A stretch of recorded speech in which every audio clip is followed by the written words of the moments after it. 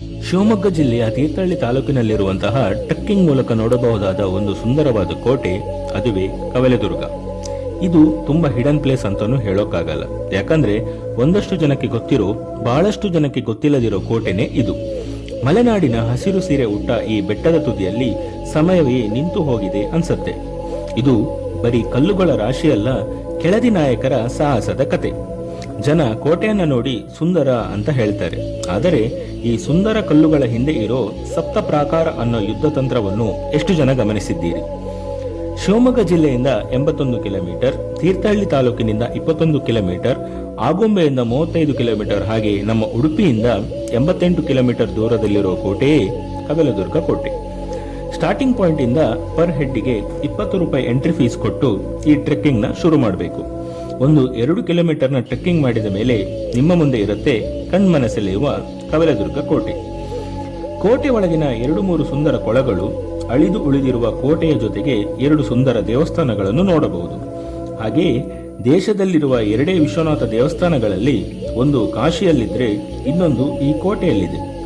ಕೆಳದಿಯ ಚೆನ್ನಮ್ಮ, ಶಿವಪ್ಪ ನಾಯಕನವರು ಆಳಿದಂತಹ ಕೋಟೆ ಕವಲೇದುರ್ಗ ಕೋಟೆ. ಇಲ್ಲಿನ ಕಲ್ಲಿನ ಜೋಡಣೆ ನೋಡಿ, ಸಿಮೆಂಟ್ ಇಲ್ಲ, ಕಬ್ಬಿಣ ಇಲ್ಲ, ಬರೀ ಕಲ್ಲಿನ ಮೇಲೆ ಕಲ್ಲು. ನಮ್ಮ ಹಿರಿಯರ ಇಂಜಿನಿಯರಿಂಗ್ ಎಷ್ಟೊಂದು ಸ್ಟ್ರಾಂಗ್ ಇತ್ತು ಅಂತ ಈ ಕೋಟೆ ತೋರಿಸುತ್ತೆ.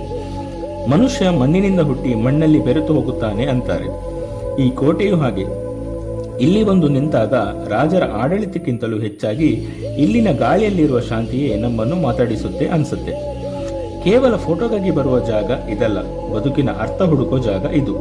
ಇದೊಂದು ನೈಸರ್ಗಿಕ ಬೆಟ್ಟ, ಅದರ ಮೇಲೆ ಮಾನವ ನಿರ್ಮಿತ ಕೋಟೆ. ಅಂದರೆ ಪ್ರಕೃತಿಯನ್ನು ನಾಶ ಮಾಡದೆ ಪ್ರಕೃತಿಯನ್ನೇ ರಕ್ಷಕನನ್ನಾಗಿ ಮಾಡಿಕೊಂಡಂತಹ ಬುದ್ಧಿವಂತಿಕೆ ಇದರಲ್ಲಿ ಅಡಗಿದೆ. ನಾನು ಈ ವಿಡಿಯೋವನ್ನ ಮಳೆ ಶುರುವಾಗುವ ಮೊದಲು ಚಿತ್ರೀಕರಿಸಿದ್ದೆ. ಈಗ ಮಳೆ ಬಂದಿರುವುದರಿಂದ ಇಲ್ಲಿನ ಪ್ರಕೃತಿ ಇನ್ನಷ್ಟು ಹಸಿರಿನಿಂದ ಕಂಗೊಳಿಸುತ್ತಿದೆ. ಇತಿಹಾಸ, ಪ್ರಕೃತಿ ಮತ್ತು ಶಾಂತಿಯ ಸಂಗಮವಾದ ಕವಲೇದುರ್ಗ ಕೋಟೆ ಮಳೆಗಾಲದಲ್ಲಿ ಇನ್ನಷ್ಟು ಮನೋಹರವಾಗಿ ಕಾಣುತ್ತದೆ. ಪ್ರಕೃತಿ ಪ್ರಿಯರು ಒಮ್ಮೆ ಭೇಟಿ ನೀಡಬೇಕಾಗಿ ಅದ್ಭುತ ತಾಣ ಇದು. ಹಾಗೆಯೇ ಪ್ರಕೃತಿಯ ಸೌಂದರ್ಯ ಮನಸಾರೆ ಸವಿಯಿರಿ.